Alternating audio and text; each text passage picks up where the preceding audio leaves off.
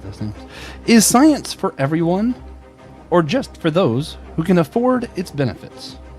Well, today we're going to be discussing that theme and many more that are shared, actually, between the IPs Ironheart and Jurassic World Rebirth. This is one of our What's News episodes. We're talking about new things in our fandoms with the Ironheart TV series and the Jurassic World Rebirth film being just released. We felt like we had to talk about it. So we're here. I am Joshua Noel, here with TJ Tiberius on Blackwell. Of course, as always, we're ready. Since we're live, we would love any shout outs. If you guys want to let us know where you're listening from, those who are watching live, we will we'll shout it out as you comment. Right now we have no viewers, but if you jump in and hear this, let us know where you're from and we'll shout it out. For now though, TJ, how are you doing? I'm doing great, thank you. Oh, yeah, good to have. If you're like TJ, see, TJ's a really kind and considerate person, and kind and considerate people rate and review our show on Podchaser or GoodPods, especially if they're using a laptop, because it's just convenient to go to one of those websites, and it helps our show gain recognition and make it easier to find in search engines like Google and Yahoo and etc. But if you're on your phone and you still want to be like TJ and be kind and considerate, you can rate, review, or comment on our show on Apple Podcasts or Spotify, which helps prioritize our shows in those algorithms. And most people listen to podcasts on those apps, so that helps a lot. It's free, only takes a few seconds, and that would make you awesome. Not quite as awesome as TJ, but still pretty close. Pretty close. Yeah, it's a hard bar to clear. Yeah. He commented so hard that he just had to start being on the podcast. Yeah, I was not involved when this started. Yeah, this is actually just still him commenting. Mm-hmm. Yeah, his comment just lasted this long. Yeah, I really like long form content. But that's just funny. Anyway, we would like to shout out our sponsors. So we want to say thank you to all of our supporters on Apple Podcasts, Captivate, and Patreon. Today we're going to specifically shout out Jonathan Augustin, You Rock Man. And guys, if you want your own shout out like Jonathan, you too can support our show for $3 a month on one of those three platforms: Apple Podcasts, Captivate, or Patreon. So with that, I don't see any shout outs in our live chat yet. So we're going to go ahead and move right on to the infamous lightning round that we do here for our What's News episodes. So, TJ, start us off. Other than our two main topics, what's new that you think deserves a quick shout out? Well, it's not out yet, but Leve's new album is coming up. It's a big deal. That's huge. I don't know who that is. Yeah, I've kind of stepped back from the cultural zeitgeist for the moment to focus on more of bad old habits. Yeah. So Valorant has a new map out. It's called Corrode. That was the name of a game. It's pretty cool. Corrode, it's interesting. I can't wait to see how the meta develops, and I've started to look at the game from a lot more anthropological point of view, because it really is interesting to see how all these people interact with each other over the course of 20-25 rounds. Yeah, it's pretty interesting. And if anyone's interested in doing like a postdoc anthropological project, reach out to me. I want to be involved. It's pretty cool. Yeah. Anything else? What else is new? Been playing a game called Witchfire a lot recently. Yeah. It's cool. It's pretty innovative. FPS, roguelike, Souls-like. It's it's a lot of buzzwords, but it's really a super fun experience. It's still in early access. So I can't wait to see what the full build of the game looks like and when that releases. Yeah. Cool. Yeah, for myself, there's a new Captain America comic. Chip Zdarsky has started his run finally. Not my favorite so far, but it's Captain America. So it's my favorite current run because it's the current run that's featuring Captain America. And I mean, it's really low bar to hit. You write the comic, you include Captain America, you pretty much hit it. Just like Jurassic movies. My bar pretty much was there dinosaurs. Yeah, we're going to talk about that. Yeah, spoiler, there were dinosaurs in the movie. There was at least one. Yeah. But, let's see, outside of that, Hunger in the Dusk is finally back, so we're getting some more new comics there. I think they wrapped up Sonic vs. DC, those comics. I know I've been reading Mr. Fantastic, Mr. Terrific comics, as well as some of the crypto comics they're releasing for the summer of Superman with the DC. Although I haven't seen the movie, so that might make me a loser. I don't know, probably. Let's see, what else? Ooh, will love this. They're still releasing the Kingdom Hearts 3 manga. So I've been following that. So I guess that counts as new since they're still releasing it. Although Kingdom Hearts 3 is not new. Just the manga is. And other fun news thing for me specifically so that Will can take another drink. They did have... This is going to be really weird. They did have, so Kingdom Hearts Chain of Memories, the whole game is based around a card system. They released the playing cards at one point and then stopped actually producing them, so that you couldn't just buy them from the source. You had to get them from eBay or something. News is, this year they're going to be releasing them again.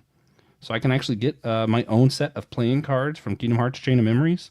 And I'm really thinking about making this wall, instead of displaying my diplomas and looking like a smart person, I think I'm just going to have a Kingdom Hearts wall and be true to myself, you know? Yeah. Oh, that's also something I've been thinking about lately, is I should just start being Kingdom more Hearts true wall. to myself. Oh, yeah.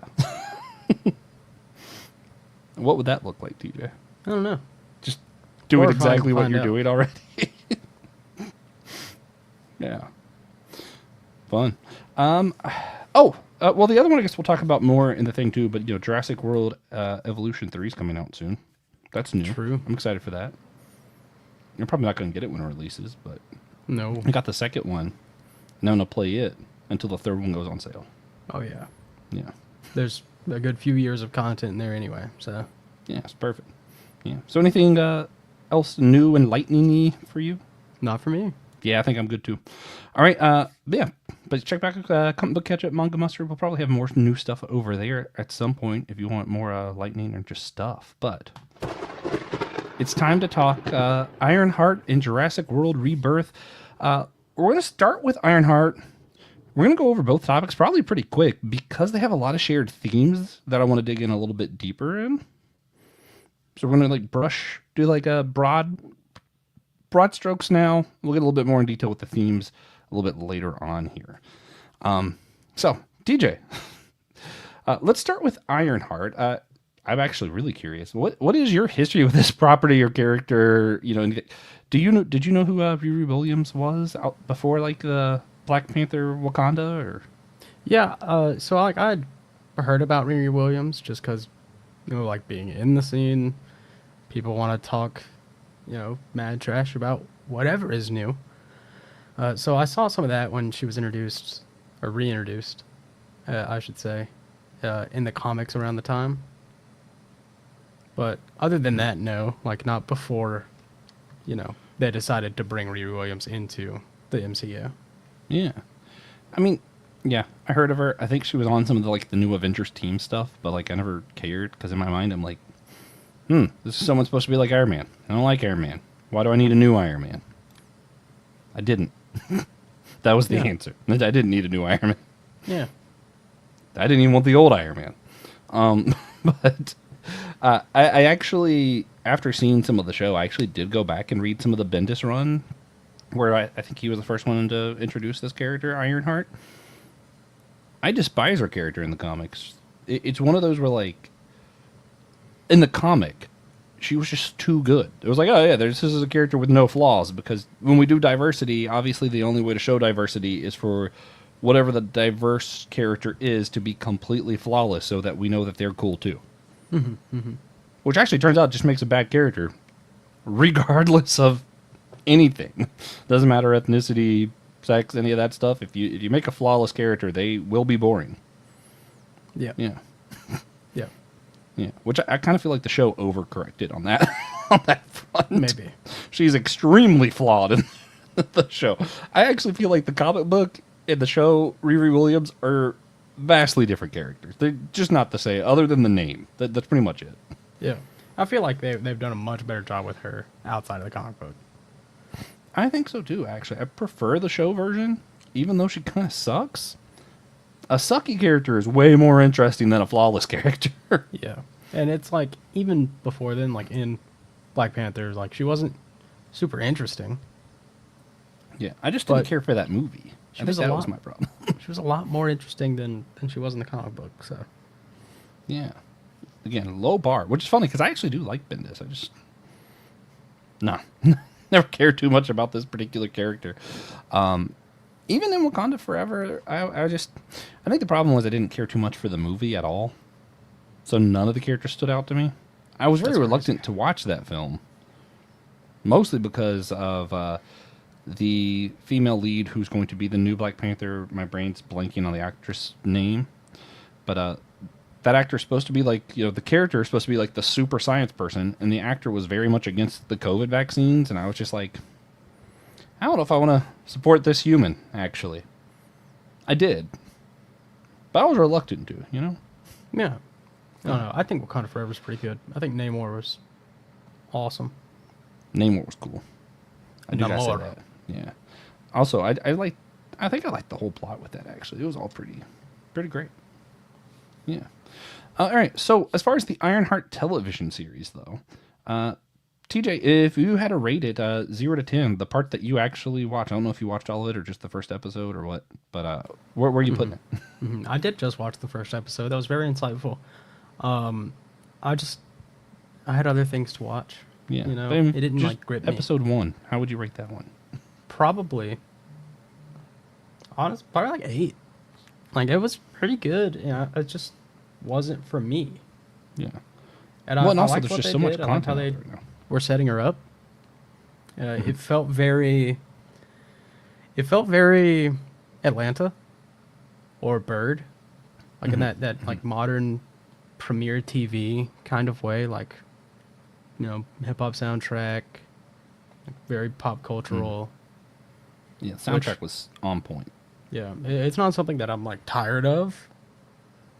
It's just not something that I was been in the mood for. That checks out. I think part of what helps me, I went in with extremely low expectations because I didn't care that much for Wakanda Forever. I don't really care that much for Riri Williams. The last MCU show I remembered was Agatha, which I didn't even finish. So my expectations were pretty low coming into this. And they far exceeded that extremely low bar. But going in, I think if I didn't have any spoilers, this is one of those shows I might not have finished. I think I have the same thing with you. Like that first episode, maybe even the first 2 episodes, I was like, okay. I mean, it was really good, well done. I'm never into the super tech heroes anyway. It's not even about yes, I don't like Tony Stark as a person, but also even outside of that, tech heroes just don't interest me the same way. But since I knew that the series, and we are going to spoil it for you guys watching, warning, here you go. I knew ahead of time Mephisto was going to be revealed, and I knew it involved someone being brought back from the dead. So when I watched it, I was like, yeah, I'm not super interested in this, but I want to know how this gets to that, And I was in it for that ride, and it was done so well. I actually think I never would have put the Iron characters with Mephisto personally, if I was to just write a storyline. But thinking back on it, it just makes so much sense, because so much of Tony Stark and who he was is the embodiment of utilitarianism, which you guys know is a philosophy that I despise with a passion, of whatever it takes to, see people saved, to do the right thing. It doesn't matter how we get there, as long as we get there. That's just his whole motto.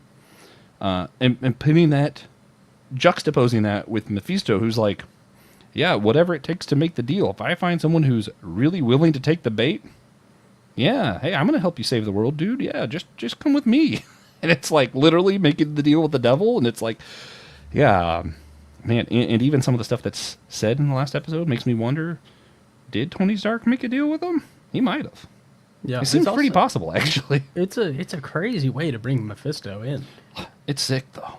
Which is probably why they did it, because they knew if this is just about Riri becoming Ironheart, it'll get a few million watchers because we're Marvel.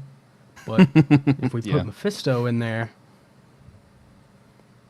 we'll get some real views, because they'll have to come see this show to understand what we're going to do with Mephisto. Yeah. And that was like, I'm going to talk about that a little bit more here because I don't think this is as much part of the Jurassic World film stuff. But the utilitarian thing, I loved how well their commentary on that in this show does. Which there's a few different components to it that's interesting. One is, of course, and this is something that we will touch on more later, but a lot of times right now, a lot of people's complaints, who are especially more conservative people, complain that everything has to be woke now. You're just gender swapping or this swap, race swapping, whatever, with the characters. But here there's an actual point to it. Riri is trying to prove something. She was treated a certain way because of who she is, and she's trying to prove she can be better than Tony Stark. She can make a better suit just because she can. And that's one of those where, like, her motivation depends on that. So it's an integral part of the story, her race, her upbringing, all that. So I actually really appreciated that. And what I love that they didn't do is make it about race. It is, sort of. But, like, it's actually just about, like, hey, she didn't have money. Which I think is, like, where the real disparity lies. It is hard to go from lower class to upper class right now in America. And if you want to do the things that Tony Stark does, you can't be lower class. Like, that's just not a thing. No, and I do feel like it is discrediting. The series starts with Riri being like, yeah, I need more money. Do you think Tony Stark would be Iron Man without money? Yes. Yes, I do. I do think he would be Iron Man without the money. He built his first suit in a cave. But the only way he was able to build his first suit in the cave is because he had lots of money and developed incredible weapons, and that those people were able to bring him the weapons that he already purchased and developed. So if he didn't have money, that still wouldn't have happened. But if someone else had developed the weapons, he still would have been able to do it. If he was able to get his hands on it. Which, again, I don't think he would have. Well, unless they he had captured him, put him in a cave, and said, build us some weapons. Yeah. And the only reason they did that bring me weapons. is because he was famous, because he was rich. Like, Okay, I still but think it all that's goes back to him having money. Like, I don't think it happens if he doesn't have money. But he could have done it without the money. If he was put in the right situation. Which is the same thing's true with Riri, I feel like. She could do it without... In fact, she does do it without the money. But it's just one of those... Yeah, that was another weird thing, actually. That is, like, the thing that I think is most problematic. So in the beginning, she's at, like, MIT. She's all these things. And I can give them that even MIT, the kind of suits that Tony was building at the end of his career... Yeah, MIT don't have that kind of money. You don't get nanotech with MIT money. No. But, yeah, they have money, but not that kind of money. I give them that. But the fact that, like, it goes from that being, like, a huge point, and then at the end, the coolest suit she builds is, like, partially due to magic, so I gotta give them that. But also, she just built it of parts from an old car. I'm like, dude. Yeah, which is sick. Like, yeah, it's sick, but I'm like, I feel like you could have done that at MIT. Yeah, like, they could have bought you a car. Probably.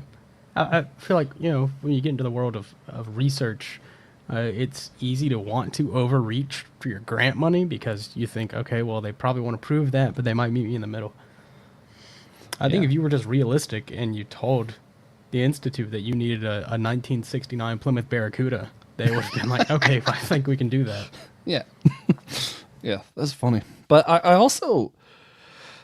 the utilitarian thing, I think part of it is that they were just overplaying their hand with that. Like, they were just trying too hard for it. Like, I like the message, but I think that's part of what was happening there is they wanted to show that she would do anything to be able to make her suit. So she's, helping other kids cheat, and then she's willing to go with this bad crew. Like, they're really overemphasizing. She was willing to do anything to do that. Just like Tony Stark was very much, I'll do anything to, achieve my goals. His goals, I think, were more altruistic than her goals, but it's still that utilitarian mindset. And then to see that clash head on with Mephisto at the end going, are you willing to do anything? I'll give you anything. And it's just like, dang. Yeah, that's how that story arc should end. Yes. Yeah. Mm-hmm. But I just feel like they played it too hard, and that's why they have that weird MIT and her doing a lot of, honestly, really bad things. She is not a great person. But that's something else I love. All throughout it, I'll do this for Pastor Will. She's shown to be a sinner and a saint, right? She's doing the absolute worst things, but also is like, am I a good person? And wants to be good. I also think that's one advantage that it has, though. The actress being pretty young and starting her off as someone who's this non-heroic gives you a lot more to grow. So, it's cool. I'm actually excited to see where they go next with it. Yeah. And, of course, I'm excited for more magic. You have lots of magic characters introduced, including a few that's in Strange Academy. And they've already said they're going to do a Strange Academy TV show. For those who don't know, that comic run was by Scotty Young, one of my all-time favorite comic writers. So let's do it. I'm here for that. Yeah. Yeah. So yeah, at the end, I'd probably give it an 8 too. That was a long way for me to say I agree with TJ. Really long. Yeah. Yeah. But as far as like things you're looking forward to in this, like, a lot of stuff's revealed with magic. Mephisto, Riri gets a magic tech version of the suit. Like, it's both magic and tech. Super cool. Also, just the effects at the end were super cool. The Hood, stripped of the hood and is looking for help. You have Obadiah Stein's child introduced, Zeke Stein, and he still wants revenge for Riri. There's a lot of loose ends here. TJ, from what you know, is there anything that you're like looking forward to seeing? No. What he means by that is he's looking forward to Strange Academy also. Mephisto in a movie. True. He mentions that he has other people he's making deals with. I'm hoping that that's just hey, we're going to get Ghost Rider soon. That's what I want to know. That would be sick. Yeah. Mephisto appearing in Blade. Yeah. Yeah. Actually, Doomsday just ends with Mephisto That, killing everybody. realistically, that would be That'd be great. where he's going to show up is in Doomsday. Yeah, that would be awesome. But yeah, it is said. He says in the show he has made of the Forbes 100 richest men. He's made a deal with 100 of them, plus 3 kings and 3 popes, and I forget who else. Which makes me think Tony Stark definitely made a deal with them because Yeah, he has to be on that list. Well, he's dead. Absolutely, he's dead now. So maybe not. So yeah, it's possible not, but given Tony's personality and everything else, I feel like probably. Also, could explain why Doomsday happens. Yeah. Or partially. Comics explain. Tony definitely would have. Oh, absolutely, no question. MCU Tony maybe not. Yeah, iffy. I agree. All right, since you didn't see it, I feel like there's nothing else to be said about this till we get to some of the other stuff. So you want to talk Jurassic World Rebirth? Well, I mean, you could still list your favorites from the series. Oh yeah. Man, that's Mephisto ends up being my favorite. It's just like that last episode. I'm like, Mephisto, yes, I want more of it. And also the actor and everything, like it was just perfect. I can't say enough good things about Mephisto. Favorite scene? I'm actually, this is lame. I'm gonna go with the final fight between Riri and the Hood, mostly because there's 2 really cool parts of it. One, like, she uses the Iron Suit's magic abilities and has like she hit B down. That's what happened. Yeah, it's a video game now. And you see like the magic that looked kind of like Doctor Strange plus electric blast. That was cool. She does a fake self-destruct move once, and he thinks he's going to shoot her because she's without the suit. And nope, it was a hologram of her. She just played him hard. It was great. That whole fight scene was just fantastic. My favorite visual would also be the same thing. So yeah. All right. Fun times. All right. Jurassic World Rebirth. Let's go. All right. My first question, TJ, for those who are like me and it's like, hey, I want to watch this, but only if there's a dinosaur in it. Was there a dinosaur in it? Yes, one. Sounds like a At great least movie. one. Sounds amazing. Yeah. Not only were there dinosaurs in it, there were not dinosaurs in it. Like humans? Which is to say, like, And non-dinosaurs. And also non-humans. And maybe both at the same time, in the same character. Yeah. Just random mutated things everywhere. Yeah. Yeah. All right. So, TJ, I love that. Actually, we watched this together. It was a lot of fun. What's your history with Jurassic franchise in the character? I feel like this is a weird question. I've been alive for 26 years, so yeah, I don't know. That's been Jurassic my whole life. Yeah. Yeah. When did the first Jurassic Park movie come out? 1993. Well, I don't remember that first year of my life, so as far back as I remember, this has been a part of my life. Yeah. Like, I used to watch Jurassic Park 3 on DVD all the time. A couple times a day. It would just be in there constantly. Yeah. I remember being homeschooled in 5th grade and then again in high school. Literally every time this came on, I was like, well, it's weird. My classes suddenly got pushed back to later. Yeah. Stop and watch odd. this now. It's odd how that happens. It was weird. So yeah, completely involved in the series for my entire life. Yeah, yeah. Even like for me, actually for both of us, sort of. For me, growing up, I would even go to the Jurassic Island part of Universal's Island of Adventure. That was one of my favorite things to do there. I loved it. You had that cool water ride, the little pterodactyl flying things, the music, taking pictures next to the Jeep. It was awesome. Yeah. Actually, once, me and my friend TJ and our other friend Marquise with Q, we'll call him Ralph Phineas. Yeah, anyway, the three of us, we were hanging out, and at Universal it started raining. We discovered like there's like that like what's that called? It's not like a maze.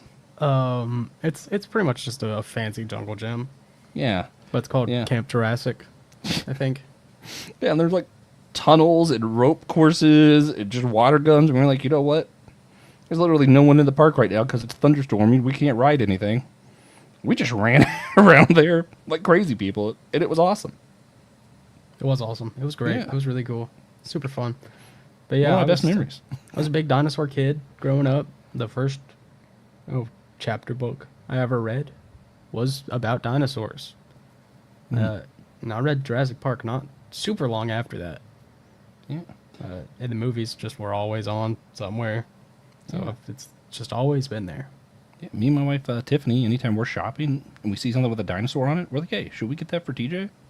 Literally every time. Not exaggerating. Even when it's like, happy 3rd birthday, and it's got a picture of a dinosaur. I'm like, should I get that for TJ's birthday? It's a good birthday card. I think it'd be funny. Yeah. That's a good birthday card. I think so. Yeah. So anyway, we got a lot of history with this. If you had to just like briefly summarize what happens in the film, how would you explain this movie? Because for me, like Jurassic World was a trilogy, it ended, and now we have Jurassic World Rebirth. That's like, I don't know, is this the 4th Jurassic World movie, or is this like its own set thing, or like how do you? I mean, it's called Jurassic World, so it's the 4th Yeah. Jurassic World movie. It's just weird. The 4th movie of the trilogy. Yeah, it's like a new thing because a lot of the problems that people have had with Jurassic World as it's gone on is like, how are the dinosaurs still alive? Our environment's not good for that. And Rebirth tries to answer those questions. And of course, they can't do that without turning to the 5 deaths, the 5 islands that Hammond originally bought and was like, well, not originally, but retconned to have originally bought and turned into dinosaur islands. And Rebirth comes to answer those questions, so we find out over the course of the movie that all the dinosaurs that are still alive, because they are dying off, because this world is not built for them. They can't breathe enough oxygen to sustain themselves, and it's hard to feed them. And it's bad. It's a bad time to be a dinosaur in today's age, because if you're not aware, all the Jurassic World movies just take place in the year that they're released. So, or at least pretty convenient, so we don't close. have to think too hard. Yeah. And then we find out they all live on the equator, and most of them are dead now, because in Fallen Kingdom and Rebirth, we find out that, hey, what's up, Nick? Nick Polk. The most Tolkien handsome Tolkien scholar I know, says what's up. Also, he loves the film too, which means we're in good company. Also, we love Nick. That's all. Yeah. If you're a Tolkien head, go head over to Tolkien Pop. Check out what he does. Yeah, Great for stuff. sure. In fact, check it out twice. Make 2 Substack accounts and subscribe twice. Yeah. But the plot for us, we are going from finding that out initially, and then we find out that Big Pharma has their hands in the needles, right? Thank you. And you get to the point where we get Scarlett Johansson leading a team to collect DNA samples from these, the driving force is these 3 dinosaurs with the biggest hearts, which is kind of cute. not necessarily true, just because they I do like how take you're some like, kind of liberties. cute little scientist. Yeah, and they take their, you know, uh, museum commissioner out with them because he knows the most about dinosaurs, and they don't bring back any old guests like they did in the first three Jurassic World movies. They're like, whoa. In Dominion, they're like, let's get everybody back. Rebirth, it's all new, baby, all new. Yeah. And Scarlett Johansson is our lead, and she does a phenomenal job. But we follow their actions through. This island was called Los Muertos or something. Like Isla Bad Island. I love Bad Island. Bad Island, and we find out that this is the real experimenting island. So we watch them try and survive their escapade through the real scary island, which has mutant dinosaurs on it. This is where they kept all the ones that were too unfit for any of the parks. Yeah, the genetic experiments that didn't work out. I think my favorite part were when all the scary dinosaurs got together and saying, "We are not just a misfit." It was great. Yeah. Yeah. So here on our island of misfit dinos, we just go through that, and on their way to the island, they, take down the mosasaur, get its blood sample, and also go rescue our little side family. Yeah, And they're involved. I really feel like the thing that aggravated me the most about the responses to this film. There was a lot of things that aggravated me about the responses to this film, but the thing that aggravated me the most were how many people complained that was like, oh, there was this other family and it was like two different stories and it just didn't make sense. And I'm like, did they just not watch the film? Like, that killed me. Is I'm like, hey, the family was with the crew before they got to the island. B, they're actually kind of the entire point. Like, because the whole thing was like, it went from, it's Jurassic World, it's about this whole worldwide, and this is like one of my soapboxes. How many movies have the world at stake all the time? Even, I love Supernatural, the television series. It didn't even bother me with that. It's like, oh, all of your reality's at stake. The demons are going to take over, or, this, and like everything has to be like, oh, literally hell's breaking loose, or Marvel has to have like literally the whole planet's at stake. And I'm like, man, I miss like friendly neighborhood Spider-Man being about saving his friendly neighborhood, Just Queens. Just Queens is in danger. Yeah. And that's like, what's really cool for me in this is like, hey, the main story plot seems to be, oh, hey, we're going to do this experiment. We're going to figure out this drug, and it's about saving the world and prolonging people's life. And it's like this big picture thing. And at the end, you see, actually, it's just about ordinary people just getting what they need. And without that family, I just don't feel like you have that perspective. And I love that they included that. Yeah, and we do go through like Scarlett Johansson's whole right. Yeah, Tolkien Nick. plot. They do perfectly execute an A plot and a B plot with a reconciliatory ending.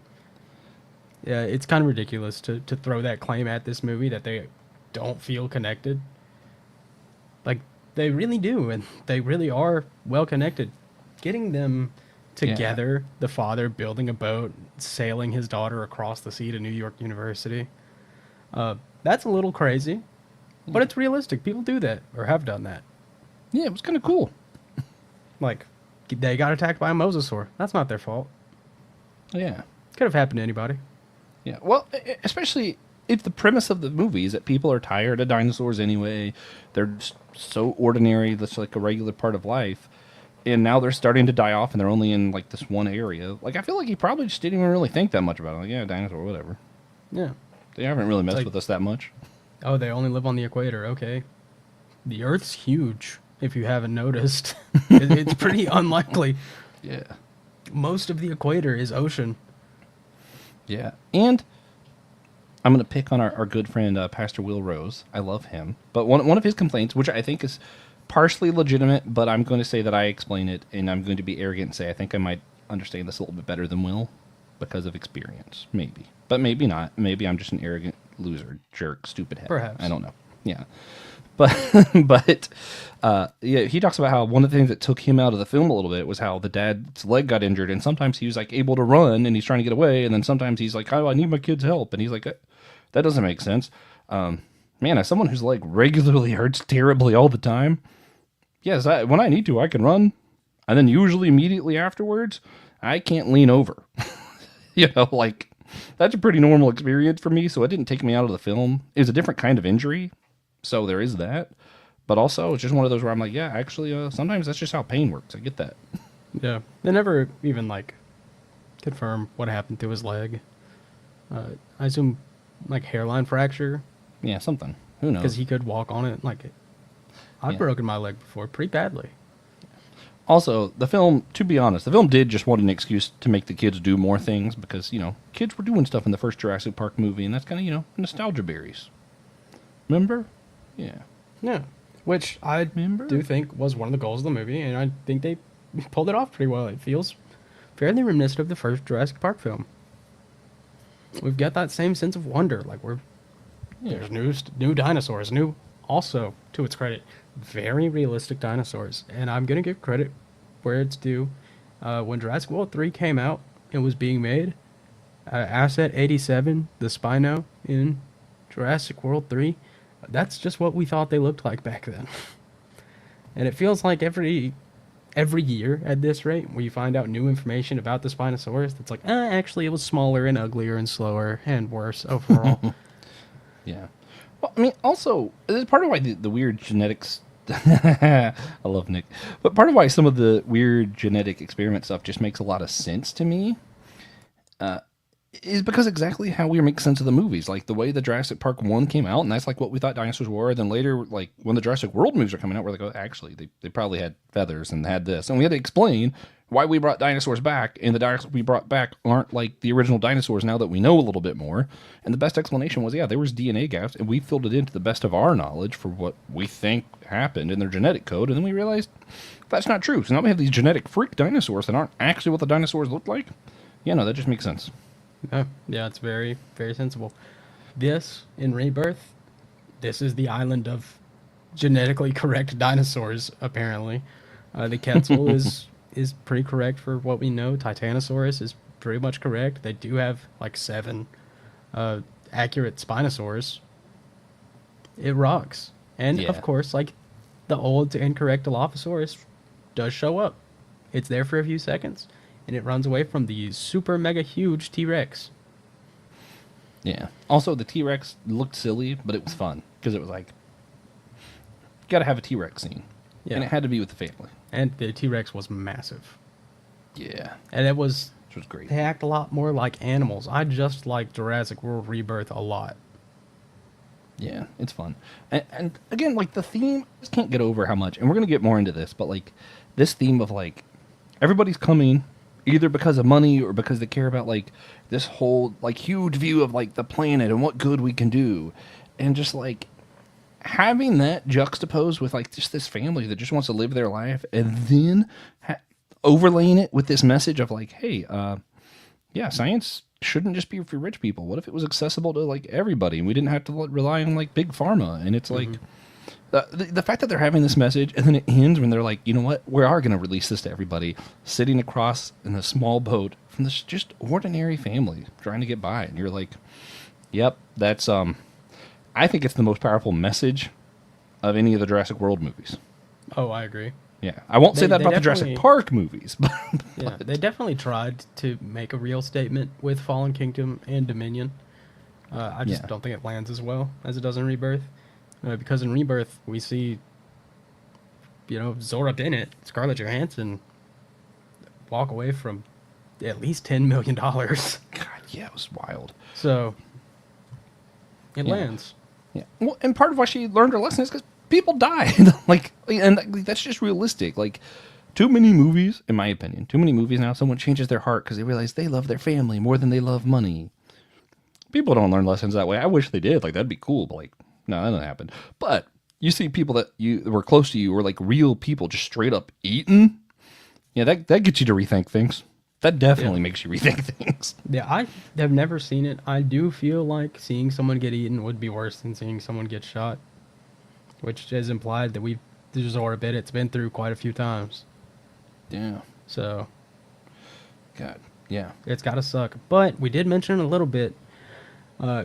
Really... I don't want to say main focus. Main antagonist is definitely still the people, because it's still Jurassic World. But main dinosaur antagonistic force are mutants, and pretty scary mutants.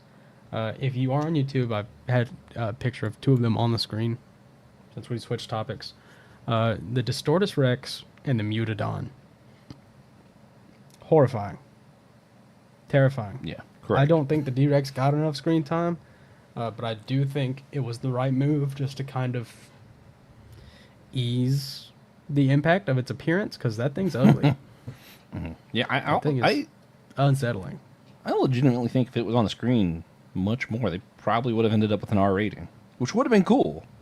But I think that might also be part of the thing. Because I know at one point this was going to be an R-rated film. So that probably was planned. Where they were like, yeah, we're going to have more of this. It's going to be terrifying. People are going to be dropping F-bombs because they're terrified because everyone's just dying. And then they're like, yeah, what if we made it PG-13 and got more people to watch the movie? Yep. Thankfully, it did have one glaring weakness, light, because it was raised in complete darkness. So they were able to kind of get around that and use a flare to escape and live, which is fun. The Mutadons, however, I think were way scarier because they were just out of their minds at this laboratory, and they were like, people are bored of velociraptors. What can we do? And someone was like, make them fly. Yeah, terrifying. Terrible concept. Yeah. We also see it straight up murder 2 velociraptors on the island and eat one of them. One of those scenes was really funny. Yeah, it was. It was really, really funny. And Guys that's another thing. Like, Rebirth brings back the camp. Like, it's funny. Yeah. It's intentionally funny, and it doesn't play it up at all. It just has funny scenes in it, and you were supposed to watch that and be like, oh, man, that was funny. The characters aren't supposed to think that was funny. Yeah. Also, I'm backtrack a little bit. Jurassic Park had a better message than this movie. However, I think the message of this one is more applicable than any of those. Because, like, realistically, I can't do a lot about, like, hey, science, maybe we should have limits on what we do and not just do stuff because we can. I'm not a scientist. I don't have a lot of money. I don't have any political say. It's a great message about it, and not much I could do with it. This, though, maybe I should change my perspective to care more about individual humans. I can do that. Yeah. So, I'm going to give it an 8.5 out of 10. You know what? I was going to give it a 9. I think I still am. Just weird for me to give a Jurassic movie higher rating than you, I feel like. Yeah. I mean, But it was fun. I don't know if it really deserves a 9. Yeah. To me. See, I was thinking of it. I was like, I feel like my gut was originally like 8. And then like I'm like, I just don't have that many problems with this movie though. And like realistically, yeah, I'm far more likely to rewatch this than any other Jurassic World movie. That is true, but if I'm going and to more watch than Jurassic Park movies, 3. Nah. Yeah. I'm watching all 3 of the Jurassic Park movies before I rewatch this too. I solidly do Jurassic Park 2 was like way lower, and then this is a little bit lower than Jurassic Park 2 for me. And then Jurassic Park 3 is a little bit lower than this. And all the other Jurassic World movies are a solid point or 2 lower than that. Yeah, that's fair. Yeah, that's where I'm at. That is fair. Anyway. This movie, I will say, is beautiful. Yeah. Gorgeous movie. Yeah, The just Titanosaurus the effects, scene, everything, great. forget about it. Also, Scarlett Johansson,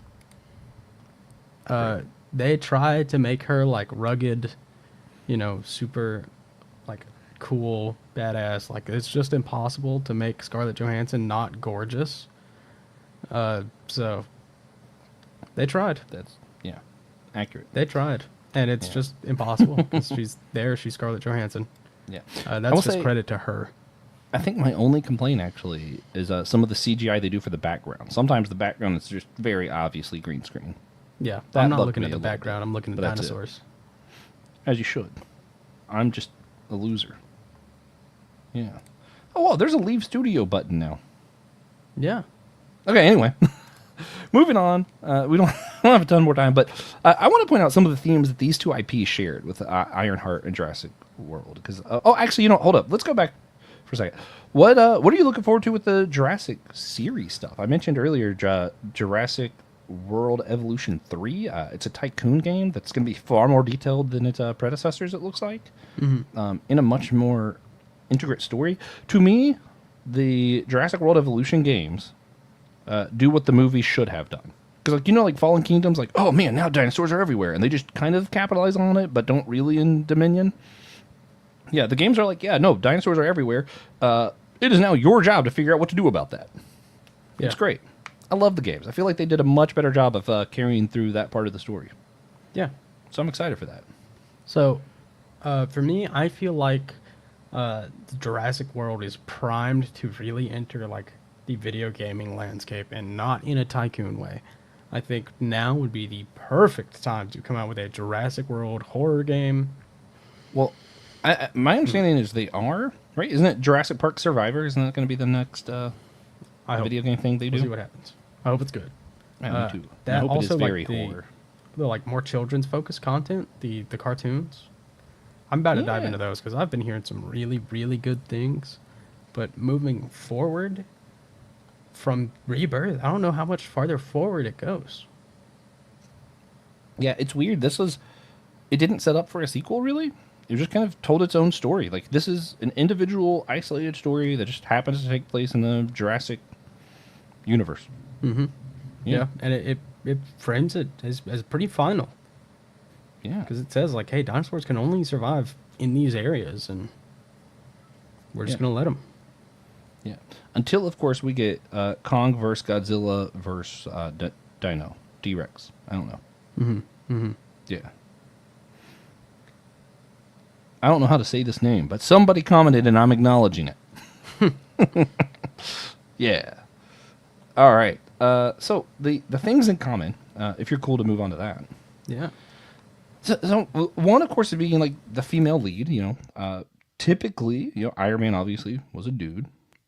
Typically, our Jurassic movies have been male action figure leads, female leads representing. I think it was cool. I think what I like that they both did is that, like, it wasn't about, oh, hey, look, even Krolls can be cool. They're there, and they're awesome. Yep. Yeah. Simple. Yeah. Scarlett Johansson, she's awesome. Yeah. Ironheart, they kind of let it be part of the story a little bit of, like, how, male privilege, and she doesn't have that. But they don't play it up too much. It's just clearly part of her motivation. I'm like, all right. Jurassic World? Nope. Scarlett Johansson's cool. That's all you need to know. Yep. Yeah. She's prestigious in her field. Yeah. But I like seeing more female leads in our nerdy action films and shows. Like, that's cool. The things that I think I appreciate the most, the two main things I want to get on here is, like, one is, like, who benefits from scientific advances or technology advances, right? Like in Ironheart, you have this whole storyline of, like, she's struggling to get on top because, like, she came from a lower class family in a lower class part of Chicago, and it's like she doesn't have the same resources that someone like Tony Stark might have. Jurassic World, you have this, like, hey, money is, like, the driving force for a large part of the movie, and one of the themes is, like, hey, the pharmaceuticals trying to capitalize this, make tons of money, and rich people will be able to get insurance and afford the medicine that they make. Yep. And nobody else will. Like, capitalism is the driving force of all of Jurassic World up to this point. So turning that away at the very end. That was sick. Yeah. That was great. Yeah. So, do you have anything else to say about, like, just about that? Like, I like that that's part of both of these storylines. I know we touched on it a little bit, but I don't know. How do you feel? I mean, obviously, money's necessary, but I feel just the pharmaceutical sector in general should be completely decapitalized. It should not be a free market. Yeah, I agree. People's lives are at stake. That's a whole different ball game than who sells the best toilet brush. Yeah. And nothing shows that better than dinosaurs eating people. Yep. Yeah. Yep. Yeah. I mean, tech, too. I mean, realistically, and this is where some schools do this really well, where, like, I actually think we should have more scholarships for people in lower classes. Because, like, some of our greatest minds we maybe never know about, simply because they can't afford to go to these top-tier colleges and stuff. And that's sad. But, that's what capitalism does when it gets into the school system. So maybe a little bit of decapitalizing the school system, too. Clearly, MIT won't work for everybody either, because some people are just too greedy. Yep. I love you, Riri, but I love you because you're flawed. Yeah. All right. And then the last thing is just how do we value life? We talk about it in Jurassic World. The part of Ironheart that I like that has to do with valuing life or choosing how we value life is actually, it kind of makes you question, does technology or magic, and I would extend that to spirituality and religion, actually make it harder for us to cope with death? So in the series, she accidentally, and I think probably Mephisto had something to do with this, but that's just fan theory stuff. Ignore me if you want. But she accidentally creates an AI that is able to manifest itself as a hologram that looks exactly like her best friend that she lost at a shooting, right? And at the end of the series, the deal she makes with Mephisto, because she lost that AI program, got destroyed when she added magic to her suit, she makes a deal with Mephisto and literally brings her friend back from the dead.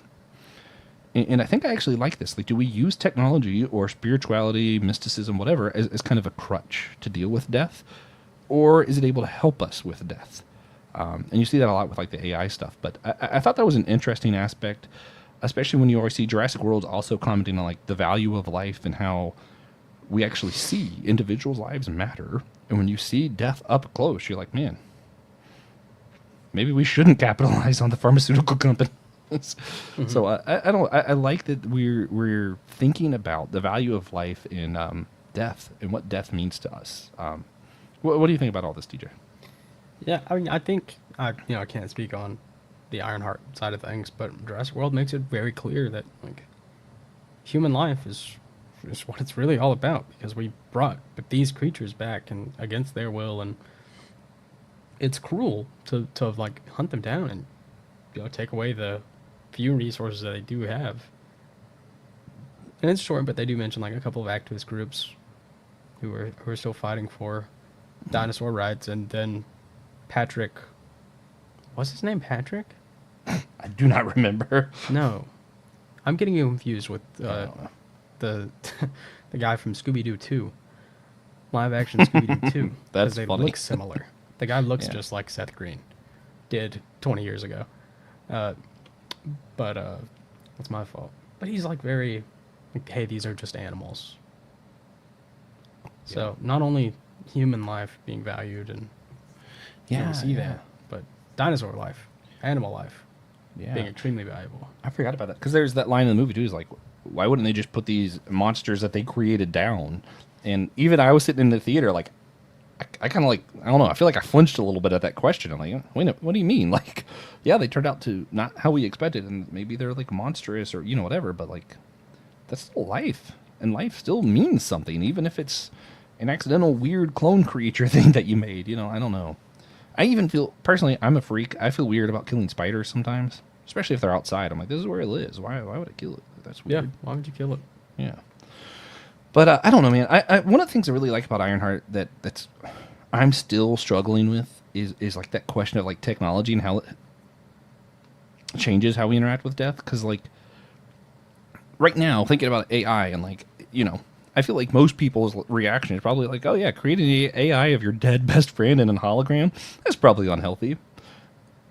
I imagine at some point, people probably thought something similar, like when you had recordings of your loved one's voices or pictures of it. Because, like, at one point, that was breaking technology. And, like, up until that point, death meant you no longer saw or heard that person anymore.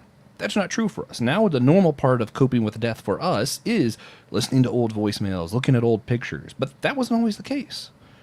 And I'm thinking about this AI thing going, I don't know, man. Obviously, pretending like something's alive that's not is unhealthy. But I also don't want to be that person who's like, oh, new technology, this bad. I don't know. So I'm struggling with that one. That's interesting. I also might depend on like if it was the person's choice. Like if for some reason TJ before his death was like, wait, hold up, I'm going to download my consciousness into this AI program. I feel like I'd have less moral quandaries than if you died and then later one of our other friends was like, I'm going to program an AI to be TJ since we don't have him anymore. Like, like there's a little bit of a difference, I feel like. I'd be okay with that, but I will be leaving the show when I die. No. Yes. You can only AI me if the AI doesn't have to be on the show. Oh, okay. I don't know if I'd keep doing the show if you died, but this is getting to be a really morbid conversation. Weird how death does that. Yeah, and then the spiritual magic component. Also, they did the line Magic always comes with a price, and in my brain just immediately thought of Rumpelstiltskin from Once Upon a Time saying it, and I was like, yeah, this is great. So, I don't know. Dealing with death is hard. Caring about all life is important, and not everything should be part of capitalism. Maybe some things should be free to the public, and we should prioritize everyone. Yeah. Yeah. Oh, don't worry, Nick. AIU will be naughty. AIU will be gross. Yeah, everybody else's AI might be normal, but not Nick's. Not if I have anything to say about it. Well, we just got canceled and taken off of YouTube, so I'm going to go ahead, if you're cool with it, and wrap this up. Are you good to wrap up? Yeah, no, I'm fine. Better be if AI Nick is coming out. Yeah, yeah. So.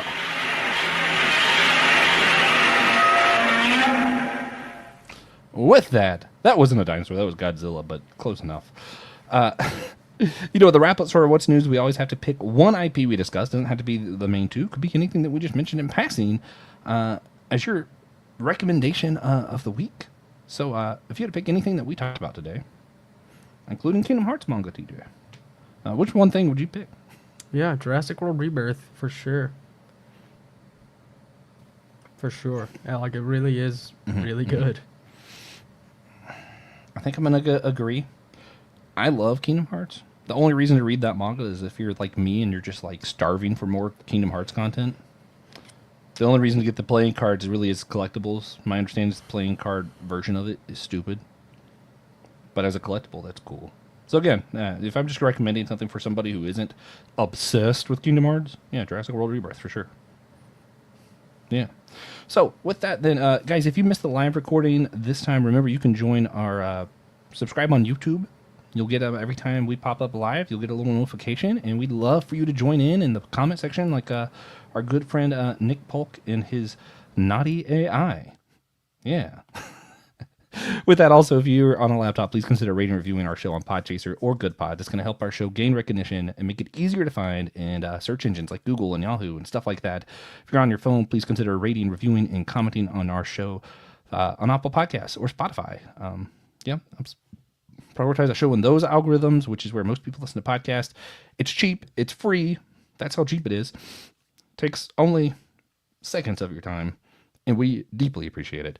One thing that does cost more than zero is sponsoring our show on Apple Podcasts, Captivate, and Patreon. So we have to shout out all of our supporters there. We love you guys. You guys rock. Today's special shout out is going to Jonathan Augustin. You're amazing, dude. And if you guys want your own shout out, if you want to be like Jonathan, you too can sponsor our show for $3 a month or more on one of those platforms, Apple Podcasts, Captivate, or Patreon. And of course, we need you all to do one extremely important thing for us and remind me to play the outro music. No. Do one really important thing for us. Just remember that we are all a chosen people, a geekdom of priests.